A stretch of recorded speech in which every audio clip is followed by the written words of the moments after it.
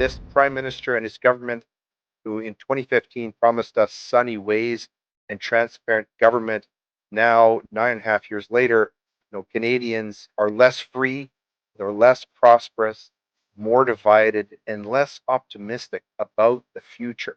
But I still believe in the great Canadian dream, and I still believe in those traditional values. But we have a unique country to build and move forward here. Let us join hands, Leighton, and build that country again.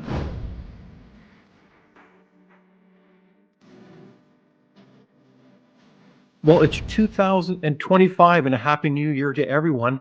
And today in history, we remember the announcement by our prime minister that he is intending to resign after, of course, the Liberal Party chooses a new leader. So with me here to talk about this, dare I say, historic day is my friend, colleague from Grey Matter, Leighton Gray. Welcome, Leighton. Great to see you, my friend.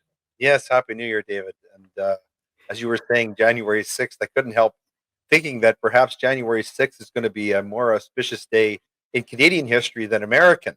Let's pray that comes true. But in the meantime, this morning when I got this news, I was singing an old Walt Disney tune, Zippity Doo Dah, Zippity A. My oh my, what a wonderful day. I'm so elated that Justin Trudeau will soon be gone. But I think what's more interesting is, what will this mean for Canada? What will this mean for the country? I think it'll be a huge shot in the arm in terms of the morale of the country. But of course, more importantly, there's a lot that's unclear about this. The proroguing of Parliament, was that proper? Should that have been done during a very crucial time? So a lot of really interesting questions, things for people like you and I to discuss, aren't there? I think you're right. And from a very much a policy perspective, and you think of governance of our nation, there are many questions to ask. And of course, there's many answers that we don't have clarity on. But what I found fascinating is, well, there's many things I could maybe observe, and let's, compare what we observe here, Leighton. But what I find fascinating is that we use the word, you didn't say prorogue, you said pause or prorogue the parliament, which is kind of a unique thing within parliamentary governance, is that the Governor General has agreed to prorogue or pause the parliament till March 24. So that's just a matter of weeks from now, because today is, of course, January the 6th. So what does it mean to prorogue the parliament? Can you help us understand that? You're a constitutional lawyer, Leighton. Yeah. Well, this is part of our parliamentary convention. There's many specific parliamentary rules that, of course, Justin Trudeau made a habit of ignoring. He was 6 times convicted of parliamentary ethics violations. Sorry to pile on him, but ding dong, the prince is gone. But you're right. Proroguing means that essentially that Parliament, the House of Commons, is at a standstill, and that it can do none of the important business of governing the country. It's essentially an imposed work stoppage, and it raises serious questions. I mean, who is this for? Who does this benefit? I don't think it benefits Canadians. We're at a very, very crucial moment right now, internationally, with the situation with the United States, where the president is threatening to impose significant trade tariffs on Canada that could be crippling, even destructive to our economy. And by the way, he hasn't taken his foot off the gas in terms of trolling Canada about becoming the 51st state. He tweeted out today, he said, many people in Canada love being the 51st state. The United States can no longer suffer the massive trade deficits and subsidies that Canada needs to stay afloat. Justin Trudeau knew this and resigned. If Canada merged with the US, there would be no tariffs. Taxes would go way down, and they would be totally secure, again, capitals, from the threat of the Russian and Chinese ships that are constantly surrounding them. Together, what a great nation it would be, double exclamation point. So we're at a really important moment here. And so the decision to prorogue Parliament, although technically available to the Governor General, is highly questionable, very dubious. Because so you would question that decision, and why is that, Leighton? Well, I don't see, David, how it benefits Canadians. I can see how it benefits the Liberal Party of Canada, Mhm, because they're in a situation where they have a lame duck leader. But getting mhm, back to sort of legal technical stuff, um, in our constitution, there's no requirement that we have a prime minister. He's not part of the constitution. The prime mhm, minister is a parliamentary convention. He's the person who just happens to be the leader of the party that has the most seats in the House of Commons. But mhm. Indeed. in terms of operating government, we don't need to have a prime minister. The Liberal Party can carry on without a leader temporarily. They can do all that stuff. We don't have to shut down the country for Mhm. 8.5 weeks while this goes on. So my question is, why did the Governor General do it? Given that Mhm. it doesn't seem to benefit anyone except the Liberals. What do you think? No, I think it's a very fair question. Having said that, I think that the Governor General would probably look at their mandate in a fairly narrow, practical term and say, well, the Prime Minister asked for this, so technically I'm going to respond and I'm going to say yes to proroguing the Parliament. But I think what you're getting at is very apropos, Leighton, and that is context. The context for this decision has been a long time coming, arguably. Let's pay attention to a lot of the things that were said today. So, for instance, we had the prime minister get up and say he made a very particular statement. He said, "I'm going to resign because I do not have basically the internal support from my caucus." Right. Mhm. So he has this internal group, namely the MPs within his team, that clearly the writing was on the wall that they wouldn't support him. So he really had no choice but to resign. It's been the last year and a half that he has not had a significant polling support. Like the Liberal Party's been behind by at least 15 to 20 points. And that's the context in which he finally said, you know what, we're going to resign. Technically, he's going to resign at the end of March when then the Liberal Party will have a new leader in place, but it remains to be seen. So, but in that context, it's interesting that it's taken him this long to figure out that maybe he should be resigning because now our backs up are against the wall. Canadians really now are really behind the eight ball because, as you said, we've got a myriad of issues. It's the economy, it's the deficit, and it's the president elect, Donald Trump 2.0, back again on January the 20th. That's the context. So that's what makes this decision even more, I would say, exacerbating in the sense that how does this leadership serve the cause of public policy? Because we're two voices on, of course, return to reason, where we come together to talk about these issues and what do they mean in terms of the significance for our audience or our listeners. Yes, and I again, um, it's such a joy to be part of Return to Reason. So many great programs, such a great team to be part of, and um, the content just keeps getting better and better with the with the new shows.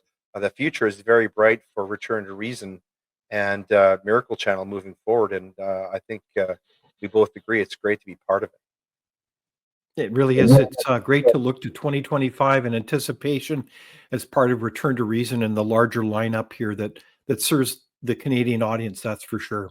it. So, is this a historic moment? Do you think this will be remembered in Canadian history as the Prime Minister stood at the microphone and said, "Yeah, it's my intention to resign, to move forward, and to relinquish when the Liberal Party has chosen a new leader, and to relinquish my office as Prime Minister of Canada." Mhm. I think it will be long remembered. I think it will signal the end of Justin Trudeau's political career in Canada. I wouldn't be surprised if he reemerges in some role internationally. Of course, he's been very much involved with organizations like the World Economic Forum, the World Health Organization, and the UN. He's coveted a seat on the UN for many years, as you know. So I wouldn't be surprised if he becomes involved in some fashion in that way. But I think what we're seeing now is an historically unpopular prime minister and who's brought his party, the Liberal Party, which has been, let's face it, the reigning party in Canada, the dominant party federally in this country. And he's brought this party to its lowest point in 157 years. And this prime minister and his government, who in 2015 promised us sunny ways, and transparent government. Now, 9.5 years later, Canadians are have never been, are less free, they're less prosperous, more divided, and less optimistic about the future.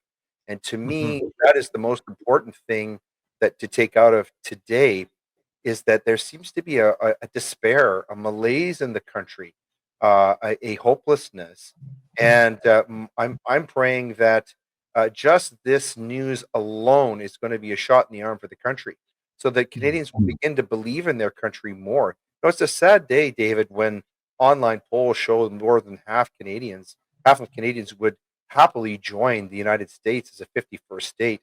That would have been unthinkable prior to Justin Trudeau. And it's just one Mhm. example of the destruction that he has wrought upon our country. So are you saying that were you surprised that the Prime Minister made this announcement today? I wasn't. I think that he's been hanging on for dear life. I don't even think, and of course, then you don't have to go down the rabbit hole with me, but I don't think this was Justin Trudeau's decision. I think Justin Trudeau has been from the very beginning an avatar. He has been a microphone, a spokesperson for people, for interests outside of Canada, who have been forming policy for Canadians, which has not been in our best interest in any way, shape, or form.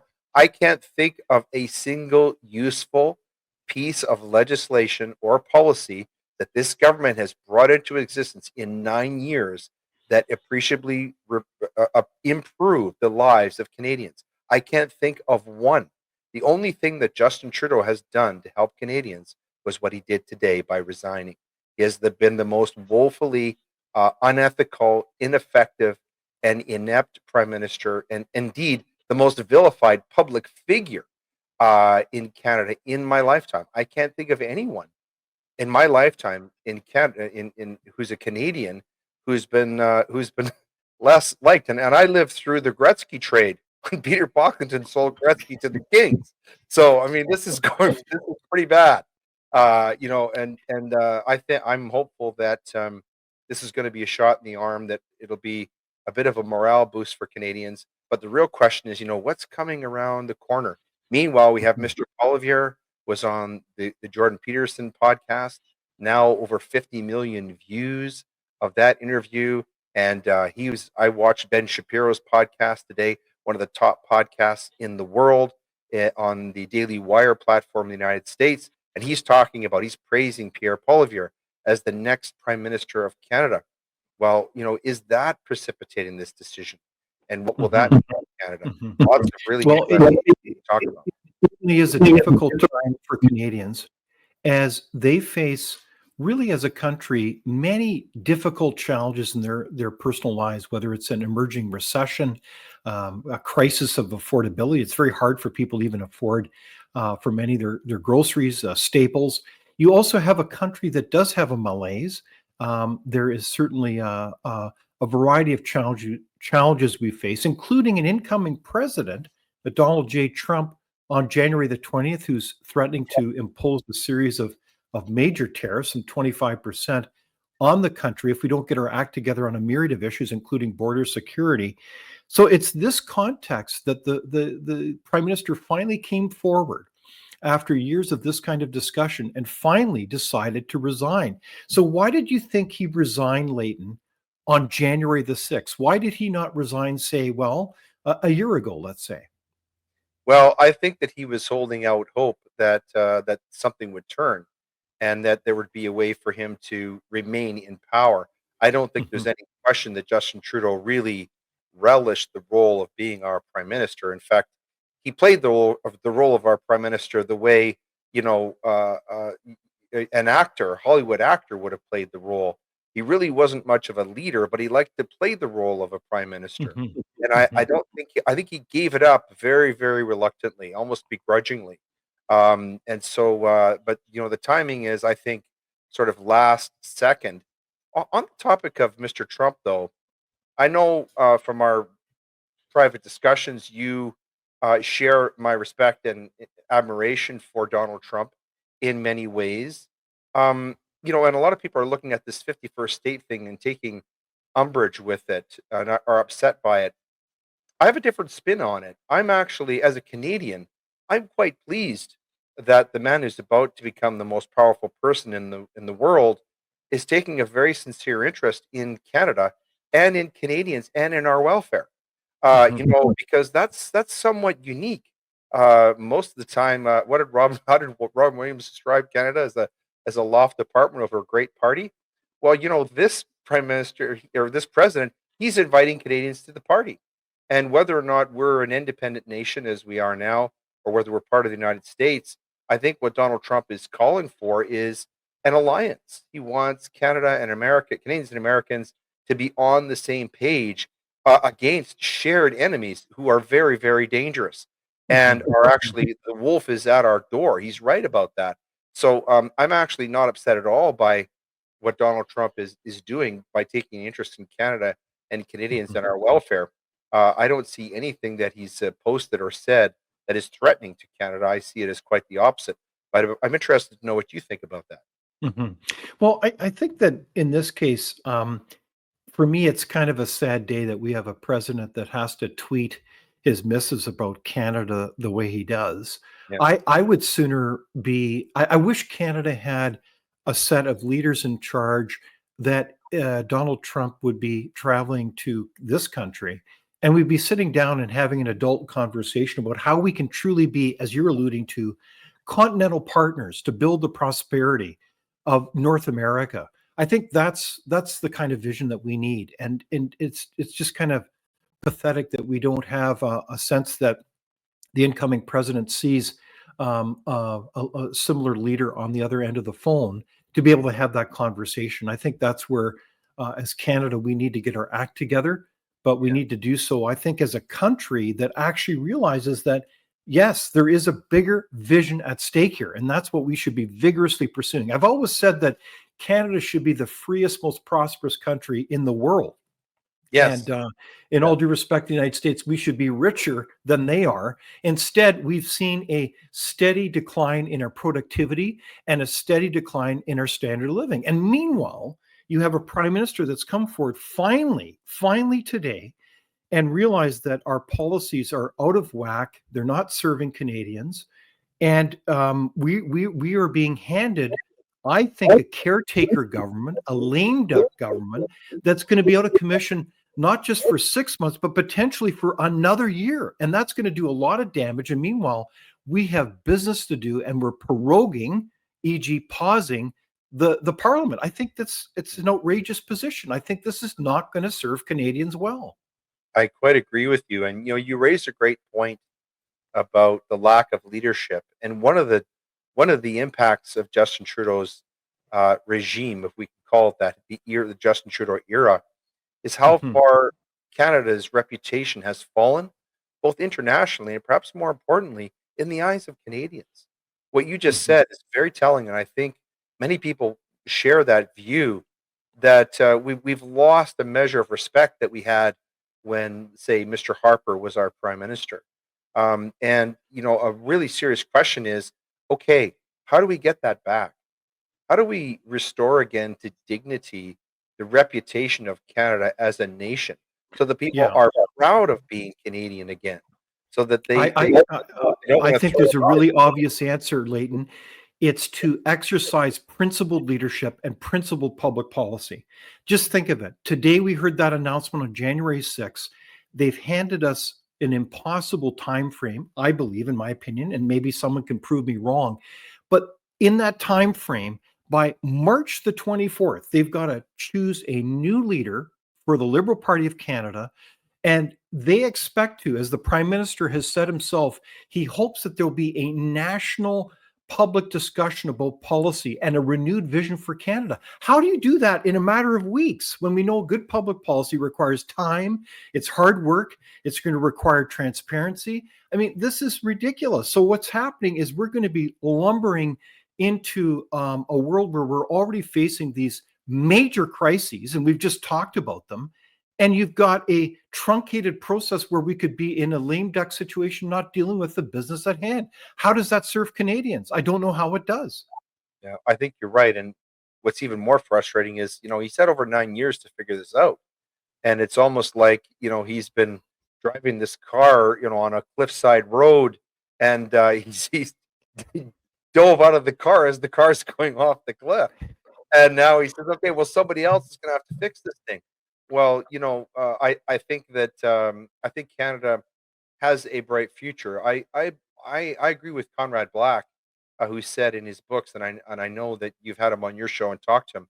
He has an optimistic view of Canada's future, which I share. Mhm. I think Mhm. Canada's best days are ahead of us, but I think what he says and what you're saying is absolutely true, and that is we have to have the right kind of leadership. Canada has within it the seeds of greatness. In fact, we have more than seeds. We have a lot of the tools. We have the people to get it done, to become a world power, of an Mhm. economic power, a leader in terms of social policy, a leader in terms of being a peacekeeper worldwide. We have Mhm. that greatness in us. It has yet to be unleashed, unchained, and I think we need to get rid of these liberals because their vision for Canada has clearly been all wrong. That there's a better way forward, and I guess what I'm excited about is, okay, what does that look like? Is Pierre Poilievre and the Conservative Party, did they have a better vision for the country? Well, maybe some of the things he's saying, I'm hearing him say in some of his interviews and his public messaging, uh, Mhm. tells me that he's starting to align the policies of his party with Donald Trump and MAGA, which I think is good. But what do you think is going to be the way forward once we get through this period of clearing out the liberals, which I think is inevitable?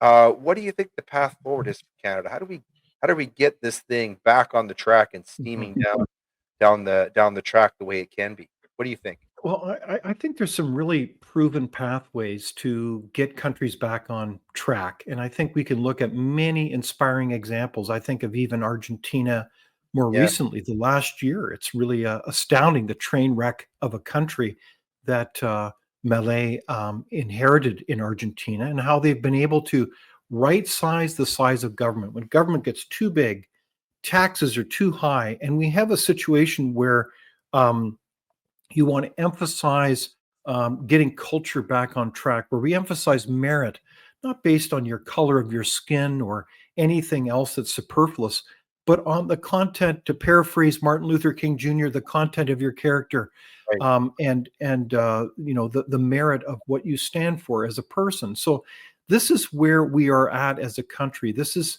represents again a significant step towards a fork in the road. What kind of country will we decide to be in? And people don't realize that the Liberal Party has gone through a massive transformation the last 10 years to be, in many respects, a kind of a radical leftist policy position, even more so than the NDP traditionally was. And Yes. within that position, they've ruled Canada in a way that is not in keeping with our history Mm, as policy leadership decision makers, and that has had huge consequences, negative consequences on Canadians' daily lives, and we can see it all around us. And I think so within this context, this is a very difficult time for our country. Like we've seen almost $1 trillion worth of investment capital go out of the country, and that is all foreshadowing a continued place where people don't see Canada as a good place to do business, to invest in. And why does that matter? Because it means that our kids won't have the jobs that we expect them to have. It means that the Canadian dream is dissolving before our eyes. And therefore, the question is, can we renew? And I would say that it's going to be a difficult journey, but if we get the right policies in place with the right principled leadership, we can be optimistic. But it's not a foregone conclusion at all. mhm, mhm. One of the interesting things I'm glad you brought up this idea about culture. This is something that I find people don't pay enough attention to. We talk about economic policy, social Mhm. policy, think the sort of the political theater, the day-to-day of leadership and so on. We don't talk enough about culture. And you talked about the culture of the Liberal Party, how that has changed, how it's Mhm. become really very much aligned with globalism and what that has come to stand for. And you and I are both people of faith. And I recognize, I expect you do, that when we talk about the culture of Canada, fundamentally, when you drill down, it's a Christian culture. All this freedom and all this prosperity Mhm. fundamentally flows from a wellspring of Judeo Christian values and a Christian culture. I Mhm. think that part of the sickness that is in Canada, that is in the West right now, is this drift away from God and that some to some degree godlessness. This idea of sort of the spirit of the French Revolution that we want to be liberated. We want to be Mm. liberated from everything. But I think the right way to look at things, the right way to look at freedom, is what the late Pope John Paul II said, and that is he said that freedom, real freedom, is not to do anything we want to do, but the freedom to do what we ought to do. And Mm. I think that fundamentally is part of Canadian culture. That's at the core of Western culture. That Mhm. we are a moral nation. We are a nation of laws, but we're a nation of moral laws. And it seems Mhm. to me one of the characteristic features of the Trudeau regime is maybe for the first time in Canadian history, we saw a government get away from that totally, passing Mhm. laws like let's take MAID for example, or hate speech laws. Take your pick. So many of these laws really, as you rightly point out, go against the grain that are really anti-Canadian culture. They Mhm. really and I can say I'll use this word. They're offensive to most Canadians.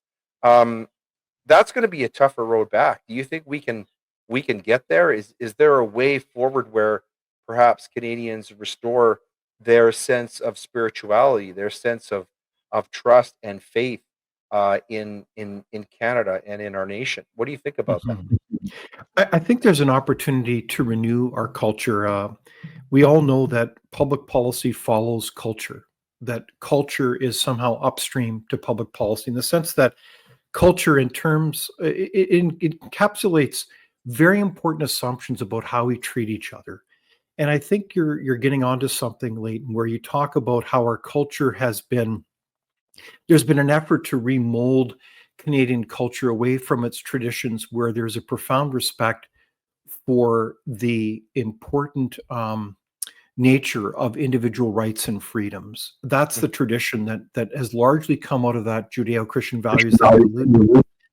And I think that what we have in Canada is the emergence of a kind of a cultural socialism that emphasizes your group rather than you as an individual. And that's been a disastrous type of path. And I think the challenge then is to not only teach that to the next generation consciously, like in our schools as parents, but also it begs the question how we also ensure that those are the principles that guide our institutions. And I think this is where a lot of Canadians have been waking up the last several years to the idea that many of our institutions have kind of bought into this diversity, equity, inclusion ideologies that Mhm. have infected a number of our institutions, not necessarily entirely. You can't totally generalize, but let's just take our universities. Universities in Canada are largely a train wreck. And this is coming from me, someone who really believes in the importance of You talk universities. But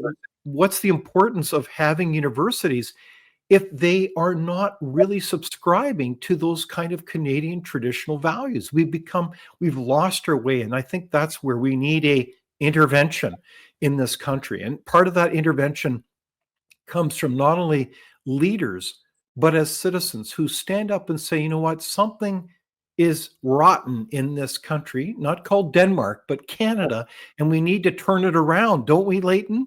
And we Yes. need to get it back on track because otherwise we won't have prosperity. We won't have the future of our country. Because right now, I think our country is at an existentialist moment, and we're still in this gray zone. Pardon the pun here, Leighton Gray, but we are in a gray zone because we don't quite know why we exist.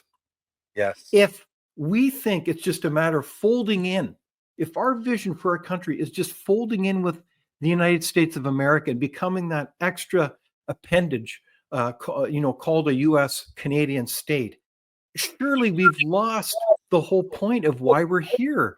This is a unique part of this wonderful continent. And yes, we can work with the United States, but I still believe in the great Canadian dream, and I still believe in those traditional values that are different than the Americans. They are much in common, but we have a unique country to build and move forward here. And I think Mm. let us, as we look to 2025, let us join hands, Leighton, and build that country again. Yes. Oh, well, that's a great way of putting it. And, part of it is part of doing that is actually learning about and celebrating and being proud of our Canadian history. Mhm. And if you, again, I mentioned Conrad Black's books, but there are others. Pierre Burton's written a number of wonderful books which tell the incredible stories of Canadian history, distinct from the Mhm. United States, Right. that made our country into what Yeah. it is. And we should be proud of those stories. This is, again, coming back to Justin Trudeau, one of the terrible impacts of his regime is to make Canadians ashamed, not only of their own country, but Mhm. ashamed of ourselves. Right. This constant apologizing for everything. I mean, he apologized for everything everybody else did, but he's never apologized, and even today, for the damage that he has done to his own country. He almost proves the Sun Tzu adage, that a weak man burns his own country down to rule over the ashes. Uh, Mhm. Hopefully he's going to be gone before we are in ashes. And I think you're right. We've got a bright future before us, and maybe the impact that Donald Trump is going to have by pushing this Mhm. 51st state thing is that he's going to galvanize Canadians and Yeah. galvanize Canadian identity. Let's hope that that's true. No, I think that's a very good point, and maybe it's under that kind of pointed adversity through the little tweets from Donald J. Trump that will enable Canadians to wake up and say, "Gosh, why are we here as a country? Why is it that we have a special thing going on here in this country?" And I hope we can answer that well. Yeah. And I know we can, because it's interesting when you mention about historical documents and references. One of the things that's amazing is the founding speeches when Canada came into being in 1867. They're very, very inspiring speeches that were made. In fact, by our first Prime Minister, Sir John A. Macdonald, he articulated a profound vision of a nation. No matter where you would come from, you would have individual rights and freedoms in the grand tradition of our Anglo Saxon tradition, in a parliamentary democracy, in a country that would be second to none. And I Mhm. think we do well to remember that kind of vision. And to me, I think you're right that the part of the legacy of this Trudeau administration, this time of, I think, terrible public policy, has been to denigrate those historical figures like Sir John A. and not even recognize the significance of it. It's almost like we need to relearn and renew our understanding of our history and why we are here and what we have going on here is so special.